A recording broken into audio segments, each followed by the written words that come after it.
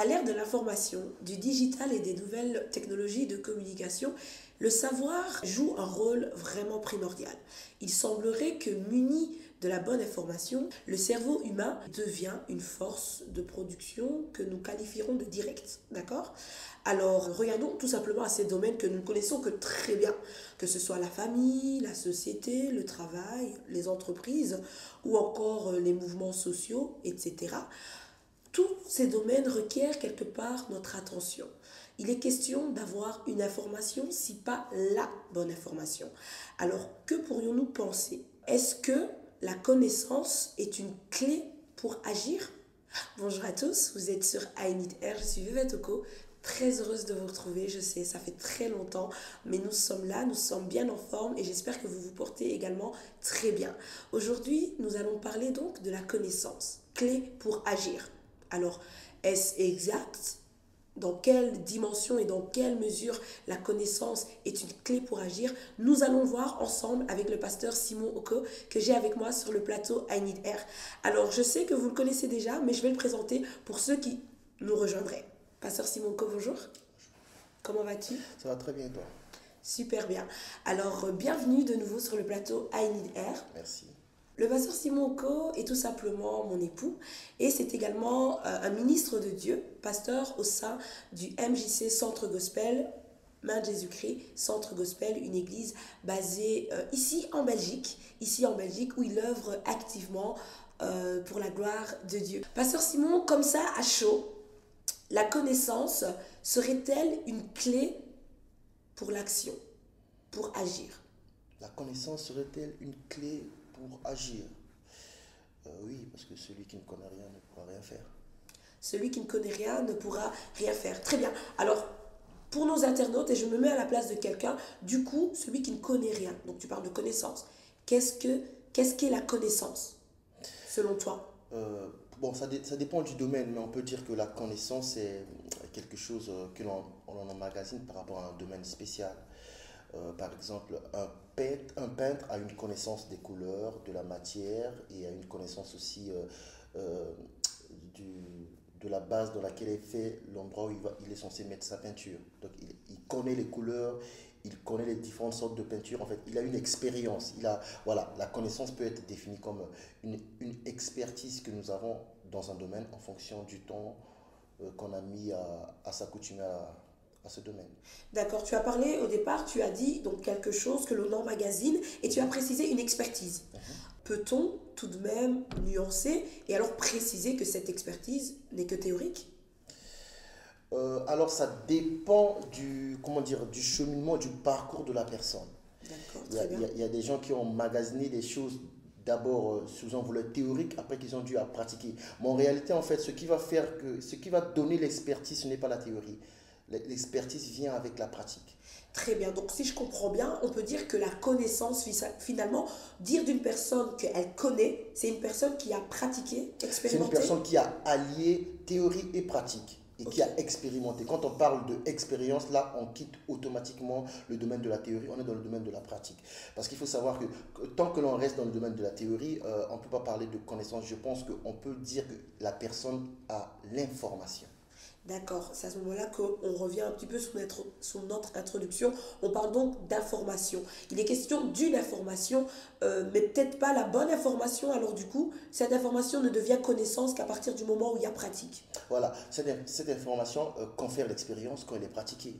Parce qu'en fait, il n'y a que la pratique qui peut nous dire que en fait, l'information, elle était bonne ou l'information, elle était complètement fausse. Très bien, pasteur. Actuellement, nous sommes confrontés, je le dirais, à un flux d'informations.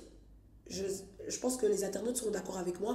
Il y a énormément d'informations à tel point qu'on est noyé, on est un peu perdu. Je ne pense pas qu'il soit agréable pour tout un chacun de se perdre quand on cherche une information. Je vous donne un exemple très simple. Dernièrement, je cherchais une information par rapport à mon cheveu, d'accord? Mon type de cheveux. Et du coup, facilement, comme aujourd'hui tout est à notre disposition, je suis allée sur Google. Et après, je me suis dit, mais pourquoi tu perds ton temps sur Google alors que tu peux aller sur YouTube, trouver une personne et directement avoir une information? Parce que maintenant, les personnes sont là à disposition de chacun, prêtes à donner et à accorder une information sur tel ou tel domaine. Je vais sur YouTube et je tape type de cheveux crépus. et je tombe sur plein de vidéos, énormément de vidéos. À tel point que j'étais perdue, je savais pas, je regarde quelle vidéo. Et est-ce que l'information qui sort de telle ou telle personne est la bonne information, non pas qu'elle soit fausse, mais est-ce que c'est la bonne information pour moi? Est-ce que c'est la bonne information pour mon type de cheveux? Je pense que dans l'exemple que tu as pris, Oui. les gens qui prennent le temps de, on va dire, de partager cette information, je pense surtout qu'elles partagent d'abord une information qui est adaptée à elles. Personnel. Et en fait, elles espèrent que dans le monde, il y a d'autres personnes qui ont déjà connu la même situation et qui aimeraient avoir une réponse. Donc, elles se disent que bon, la réponse qui a marché pour moi va peut-être marcher pour une autre personne, mais qui est à l'autre bout du monde. Donc, je fais ma vidéo et je partage mon information. Ça ne signifie pas forcément que cette information, voilà, cette information n'est pas forcément parole d'évangile. Je veux dire, n'est pas vérité établie pour tous et en tous. Très bien, très bien. Justement, c'est dans ce sens, moi, je me suis retrouvée là et je me suis dit, mais tiens, ça pourrait certainement m'aider, ça pourrait m'inspirer. Maintenant, j'espère vraiment tomber sur l'information qui va me concerner. Sur l'information adéquate. Voilà, qui va me concerner. Et malheureusement, au départ, ça n'a pas été le cas, j'ai un peu pataugé, etc. Et finalement, j'ai trouvé une information et je me suis dit, ça ressemble un peu à ma vie, ça ressemble un peu à moi. La situation qu'elle évoque, effectivement, m'est familière. Maintenant, j'aimerais savoir tout de même, est-ce qu'il faut prendre toutes les informations qui sont à notre disposition? Pourquoi je dis cela, pasteur? Parce que nous sommes chrétiens. Nous sommes chrétiens et il ne faudrait pas que l'on puisse être dénaturé par les informations que l'on reçoit. Est-ce que les informations déjà que l'on reçoit peuvent nous dénaturer? Ça dépend en fait, une information, je veux dire, qui intéresse quelle sphère de la vie. Par exemple, une information comme ce que toi tu cherchais, ça concerne les cheveux. Oui. Je ne vois pas en quoi cette information sur les cheveux va dénaturer la nature du chrétien, si je peux dire ça. En fait, ça dépend de l'information sur quoi. L'information qui peut nous dénaturer, c'est l'information que Dieu a appelée nourriture de notre esprit. C'est l'information concernant la parole de Dieu. D'accord. Si elle n'est pas bonne, là, elle va nous dénaturer parce que c'est la parole de Dieu qui nous constitue, qui constitue l'esprit que nous sommes, qui donne de la force, qui donne de la vie à l'esprit que nous sommes. C'est cette information-là qui pourrait nous dénaturer, pas une information par exemple sur le maquillage, sur le vêtement, c'est le corps qui est habillé, c'est pas l'esprit. Très bien, mais justement à l'ère de l'information, on parle de cette ère d'information, mais il faut quand même stipuler et souligner qu'il y a une évolution. Il y a une évolution et tout un chacun devient prompt au changement. Bien-aimés, chers internautes, nous sommes de plus en plus amenés à changer. Et d'ailleurs, même sans le vouloir, les uns et les autres nous poussent au changement. En tant que jeunes chrétiens, doit-on s'adapter au changement? Parce que je parlais tout à l'heure, par exemple, des nouvelles technologies de communication. Voilà, il y a les nouvelles technologies de communication qui sont là.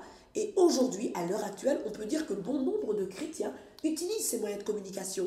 Donc, quelque part, peut-on dire qu'ils se sont adaptés? Qu'ont-ils fait à ce moment-là? Et en tant que chrétien, chers internautes, posez-vous la question, en tant que chrétien, doit-on s'adapter au changement? Qu'en est-il, pasteur? Bon, là, en fait, le mot adaptation est un mot qui peut prêter à confusion. Okay. Je pense qu'il faut faire un distinguo entre s'adapter à ces choses et bénéficier de l'évolution de la société. Okay. Par exemple, je veux dire, un chrétien qui a un smartphone aujourd'hui, avec Internet, qui peut contacter par exemple sa maman sans avoir forcément du crédit, mais par des réseaux où l'on peut contacter juste avec la connexion. C'est pas que la personne s'adapte, la personne est surtout en train de bénéficier de l'évolution de notre vie, de l'évolution de la société. La société actuelle veut que maintenant on peut se contacter facilement par des smartphones. Donc c'est pas que je m'adapte, en fait, je vis avec mon époque dans le sens où c'est une évolution. Il y a des évolutions technologiques, il y a des évolutions au niveau de la santé, il y en a au niveau de la vie de tous les jours. En fait, c'est une évolution dont je bénéficie. Ce n'est pas une adaptation dans le sens où je revois à la baisse mes standards. Donc, il n'est pas question de se conformer là. Non, en fait, je suis en train de vivre avec l'évolution de mon époque. D'accord. Donc, par exemple, aujourd'hui, il y a des voitures. Oui. Je ne vais pas aller chercher un cheval. Parce que j'ai lu dans la Bible que Jésus est monté sur l'âne et entré dans une ville. Me voici alors chercher partout dans toutes les fermes où je peux trouver l'âne parce que Jésus a fait cela. Mais à l'époque de Jésus, le moyen de locomotion, c'est l'âne ou le cheval. Donc c'est normal qu'il ait fait ça. à l'heure actuelle, je prends une voiture, je ne me suis pas adapté. Je bénéficie de l'évolution qui découle de la sagesse de l'homme, qui Très bien. découle de Dieu. Très bien, justement, on va y revenir hein, sur la connaissance de Dieu, parce que je pense que c'est important quand même de pouvoir le préciser. Mais si j'ai bien compris, alors il n'est pas du tout question pour un jeune chrétien, il n'est pas du tout mal, pardon, pour un jeune chrétien de s'adapter à son environnement. Ben c'est ça en fait, je veux savoir c'est quoi s'adapter à son environnement. Parce que Je le dirais autrement alors oui, à ce oui. moment-là. Est-ce que le changement qu'il y a autour de nous doit nous impacter? Obligatoirement, ça nous impacte si c'est une amélioration des conditions de vie humaines. D'accord, très bien. Et Obligatoirement, ça nous au impacte. niveau du, comme je parlais tout à l'heure, et je parlais d'évolution, d'information, est-ce que la qualité des informations que nous entendons, que nous écoutons, qui attirent notre attention, peut arriver à nous influencer? Obligatoirement. Obligatoirement. Et Toute est-ce que ça information peut doit- arriver à changer pour un chrétien son message? Peut-il arriver qu'un chrétien, parce qu'il a entendu telle ou telle chose, change son message? Il peut arriver qu'il change son message si le message qu'il avait n'était pas à lui. Dans le sens où c'était pas devenu une pleine conviction, c'est pas devenu sa chair. Très bien, pasteur. Revenons sur la connaissance de Dieu. En fait, chers internautes, nous nous basons aujourd'hui sur un verset des plus exceptionnels que la Bible met à notre disposition. Et ce verset stipule ceci, je cite, il séduira par des flatteries les traîtres de l'alliance, mais ceux du peuple qui connaîtront leur Dieu agiront avec fermeté. Ceux du peuple qui connaîtront leur Dieu agiront avec fermeté. J'aime ce verset parce qu'il parle de connaissance, mais pas n'importe quelle connaissance. Il est question de la connaissance de Dieu pour pouvoir agir. Pas seulement agir, agir avec fermeté. Comprenez la nuance? Alors, pasteur, en termes de connaissance de Dieu, enfin, déjà, qu'est-ce que vous pensez de ce verset? Qu'est-ce qui provoque, suscite en vous? Ce verset est merveilleux parce que la Bible dit clairement ceux du peuple qui connaîtront leur Dieu. Donc, premier enseignement que je tire de là, c'est pas parce qu'on est dans le peuple qu'on connaît le Dieu de ce peuple. Aïe. Donc, la Bible entend dire en fait, il y a un peuple de Dieu. La Bible n'est pas contre le fait que c'est une vérité établie. Il y a un D'accord. peuple de Dieu. D'accord. Mais parmi le peuple, dans le peuple, c'est uniquement ceux qui connaîtront leur Dieu Agiront. qui agiront avec fermeté. Donc en fait, ça m'interpelle parce que je me pose la question, ok, je suis déjà dans le peuple de Dieu, gloire à Dieu, mais est-ce que je fais partie de ceux qui sont uniquement dans le peuple ou de ceux qui connaissent le Dieu de ce peuple? Très bien, très bien. Parce qu'il y a quand même une phrase, je veux dire, donc nous sommes là dans Daniel au chapitre 11, le verset 32, et disons que la partie A stipule ceci, il séduira par des flatteries les traîtres de l'alliance, mais ceux du peuple qui connaîtront leur Dieu agiront avec fermeté. Donc si je comprends bien, je ne sais pas, pasteur, peut-être corrigez-moi, les traîtres de l'alliance font partie du peuple? Oui. Les traîtres de l'alliance font partie du peuple. Bon, Mais ils n'ont pas conscience qu'ils le sont. c'est peut-être un mot qui va choquer. C'est pas qu'ils n'ont pas conscience qu'ils le sont. À ce moment-là, en fait, je pense que ce sont des gens qui n'ont pas expérimenté. Regardez, on va prendre un exemple tout simple. On va rester dans la Bible. Oui. Dieu crée Adam. Dieu parle à Adam. Dieu donne l'ordre à Adam. Dieu amène les animaux vers Adam afin que Adam nomme chaque animal. Et Adam donne un nom à chaque animal. Là, on est déjà dans le domaine de l'expérience. Ok, Adam ok. a une expérience avec Dieu. Oui. Dieu crée Ève, qui est dans le peuple de Dieu. Mais quand on lit la Bible, à aucun moment on voit une expérience entre Ève et Dieu. Ok. Et la Bible nous présente une conversation entre Ève et l'adversaire de nos âmes. Oui.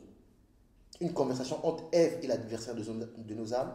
Et dans la conversation, Ève finit par être séduite. Oui. Mais à ce moment de la vie de Ève, quand la Bible parle de Ève, à aucun moment la Bible a présenté une expérience entre Ève et Dieu. La Bible a présenté une expérience entre Adam et Dieu. Très juste. Et voilà pourquoi c'est Ève qui a succombé en premier. Donc, oui, Elle c'est du était fait de... le peuple, Oui, elle était dans mais le peuple. elle du fait n'était de pas pas dans la avoir connaissance, dans le l'expérience. sens expérience. D'accord. Voilà pourquoi la question du diable a été simple. Dieu a-t-il Réellement. réellement dit? Hmm, Parce que l'information que Ève avait était une théorie. c'est ça. C'est ça. Dieu a-t-il réellement dit? Dit, ouais. Comme elle a la théorie, elle n'a pas expérimenté cette parole. Donc, elle ne peut pas réfuter cette parole, ni même accréditer cette parole. Très bien, très Donc, bien. elle est obligée à ce moment-là maintenant, sous la séduction, de passer à une expérience de ce que Dieu avait interdit. Ok, ok, ok, ok. Et justement, c'est important, je pense, de souligner tout de même alors ce mot séduction, parce qu'ici aussi les questions, il séduira par des flatteries, etc. La séduction, par les informations que l'on arrive à recevoir, chers internautes, n'arrive-t-il pas que quelquefois vous puissiez vous sentir, plus que d'être formé, séduit? Il arrive, j'ai l'impression, pasteur, que quelquefois, plus que d'être informé, il y a comme toute une manœuvre pour nous séduire, Oui, de sorte que l'information... La façon dont les choses sont présentées. Oui. J'aime trop la Bible. La Bible a dit de Ève, elle a vu que le fruit était bon à en manger, à ouvrir l'intelligence. Mais comment avec ses yeux, on peut voir qu'un fruit est bon? Donc, c'est dû à la qualité de l'information de présentée. l'information que le diable lui a présentée, à la façon dont il a présenté le produit. En fait, je pense que c'est le premier à avoir fait du marketing. Ok. La façon dont il a présenté le produit, la femme s'est dit, je vois que c'est agréable à manger et à ouvrir l'esprit. Mais ce sont des choses normalement que l'on peut dire après une expérience. Oui, Je mange le fruit, ce fruit est agréable c'est ça. à manger, vraiment. Et puis, ça ouvre l'intelligence. Mais elle, en voyant l'inconnu, elle a été jusqu'à dire, la Bible dit, elle a trouvé que c'était Oui, oui, oui. C'était agréable, que c'était une opportunité pour que l'intelligence soit ouverte. Pourquoi? Parce qu'il y a quelque chose qui lui a été présenté de façon extraordinaire, de façon à attirer sa convoitise. C'est ça. Donc, si je comprends bien, pasteur, une des clés pour ne pas, malgré l'information, être séduite et se laisser emporter par tout vent de doctrine, nous pourrions le dire ainsi, ce serait de connaître Dieu. Ce serait de connaître Dieu, parce que connaître Dieu nous permet d'être remplis de Dieu. Très bien. Mais est-ce que la connaissance de Dieu suffit? Parce qu'il est question de connaître Dieu pour agir avec fermeté. Bon, il faut savoir que je précise, quand je parle Oui. de connaître Dieu, je ne parle pas d'avoir une information sur Dieu, qu'on s'entende bien.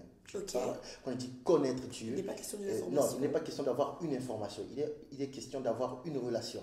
Parce que, en fait, parmi nous, il y a beaucoup des gens qui ont une information sur Dieu.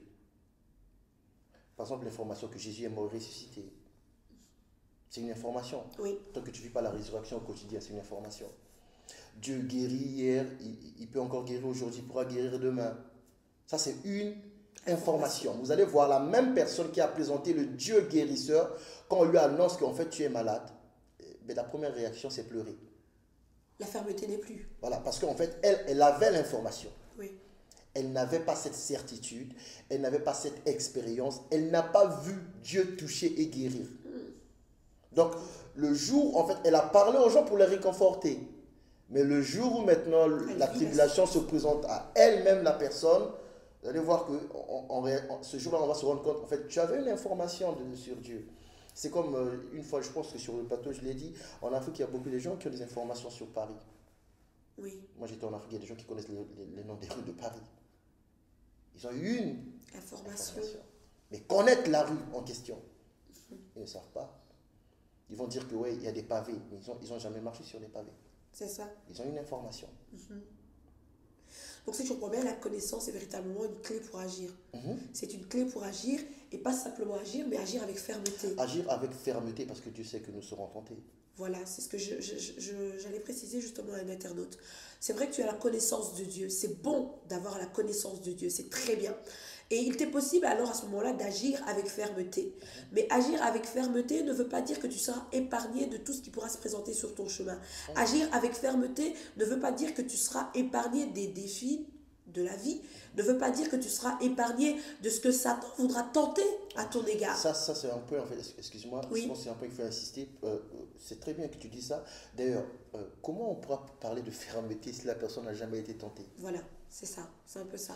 Des fois, quand on lit un verset comme ça, bon, après, les gens, ils pensent que voilà, c'est acquis, mais si on ne te tente pas, comment on peut dire que tu es ferme? On ne pourra jamais dire. Il y a des gens qui sont étonnés que je suis chrétien, je suis tombé malade. Mais comment tu vas expérimenter le Dieu qui guérit? Voilà, il faut que tu passes par là pour pouvoir expérimenter. Comment tu vas... La Bible dit Jésus a jeûné, il eut faim. Il eut faim. Oui. Donc il y a des choses qu'il faut expérimenter. Comment on peut dire qu'il a été tenté comme nous s'il n'a pas eu faim? C'est justement le diable savait que le monsieur en question, en ce moment-là, bon, il a faim. Voilà. Maintenant, on va voir s'il va refuser ce que je lui propose. Et Jésus, justement, dans cet exemple, nous démontre la fermeté. On voit par là la fermeté avec laquelle il a agi. Oui. Et c'est basé sur quelque chose de précis. Il a dit, il est écrit. Oui, il connaissait Dieu. Il s'est basé sur la parole de Dieu. L'une des paroles qu'il a dit, il est écrit qu'on ne peut pas tenter Dieu. Il connaissait cet homme. En fait, on ne peut pas le tromper Dieu, à ce moment-là. Ce que tu es en train de me proposer, impossible. Ce monsieur, je le connais. On ne peut pas traiter avec lui comme ça. Non négociable. C'est impossible. On ne peut, généralement, quand je parle, il y a certaines personnes qui disent tu as l'air extrémiste. Mais regardez Jésus. Comment une personne vient, il arrive dans un territoire, il est né, il a grandi, il arrive, il voit dans une synagogue, il arrive, il y a des gens qui gèrent la synagogue, il y a des gens qui sont là comme des marchands. Oui. Ils ont mis leur stand ici pour vendre. Normalement, il doit alors demander qui vous a donné l'autorisation. Il y a tout un marché qui est mis en place. Et donc, il y a des conclusions qui ont été mises en place, il y a des accords. La Bible dit, il est venu, il a commencé à renverser. Il a commencé à les chasser. Pourquoi? Parce que c'est la maison de son père. Mais en fait, il connaissait tellement Dieu Oui. qu'il savait que ça, c'est non négociable. Voilà. Il savait qu'il était écrit, c'est une maison de prière. Oui. Bon, en ce moment qu'il il est en train de dire, c'est la maison de son père. Quel est l'acte de naissance où on a écrit Jésus, fils de Dieu? Oh, pasteur. Il n'y en a pas. Mais peut-être ces marchands avaient des accords. Ils pouvaient lui dire, non, nous, on a un accord avec le chef de la synagogue. Lui, il dit, la maison de mon père, ça sera une maison de prière. Mais Jésus, il est où ton acte de naissance où c'est écrit fils de Dieu? Il connaissait. Il est venu les a chassés. Wow. Il connaissait, il savait que ce lieu, un seul lieu de prière, Oui. vous avez fait un centre commercial. Il connaissait. Donc, on ne peut pas connaître Dieu et ne pas avoir une forme de fermeté. De fermeté, finalement, on peut aussi dire qu'il était résolu et qu'il avait des convictions. Il avait des convictions, il savait qui il était. D'un autre côté, on peut dire qu'il était extrême. Lui aussi, il trouvait que l'ignorance de ces gens était extrême. J'aimerais encourager quelqu'un aujourd'hui à sortir de l'ignorance et pour ce faire, à connaître Dieu. D'accord? Lorsque vous avez cette connaissance de Dieu, lorsque vous avez cette expérience, pour reprendre vraiment les propos tenus, lorsque vous avez cette expérience avec Dieu, votre fermeté est à son comble. Votre fermeté est à son comble et à ce moment-là, ben, ça t'enfuit parce que vous lui résistez, coûte que coûte. Et c'était un encouragement pour quelqu'un aujourd'hui d'agir avec fermeté. Et l'une des clés pour l'action, c'est la connaissance. Parce que la connaissance vous fait sortir de l'ignorance et la connaissance vous donne accès et vous ouvre la voie à l'action. À quelqu'un qui me regarde aujourd'hui et qui se dit « je n'ose pas agir », je dirais peut-être tu devrais commencer par te renseigner sur le domaine où tu aimerais agir, ce domaine d'action dans lequel tu aimerais entreprendre. Va te renseigner. Peut-être que cette connaissance va déjà te permettre d'avoir plus d'audace, plus d'aisance dans l'action. Donc la connaissance, on peut le dire, est bien une clé pour agir. Et la connaissance de Dieu, chers chrétiens, est une clé pour agir avec fermeté. D'accord? C'est non négociable. Quand la séduction se pointe sur nous, vers nous, quand la séduction veut nous entraîner dans ses filets, nous sommes de ceux qui disent non. Impossible, ça ne marchera pas, ça ne fonctionnera pas. J'ai à cœur de vous inspirer pour les défis de la vie. Alors, un peu d'amour, d'intimité, de rafraîchissement dans ce monde de brut. Pasteur Simonko, merci beaucoup. Merci à toi. Et je te dis à très bientôt sur le plateau Enider. À la prochaine. Il a dit à la prochaine. Et je vous dis également à très bientôt. Restez connectés. Que Dieu vous bénisse.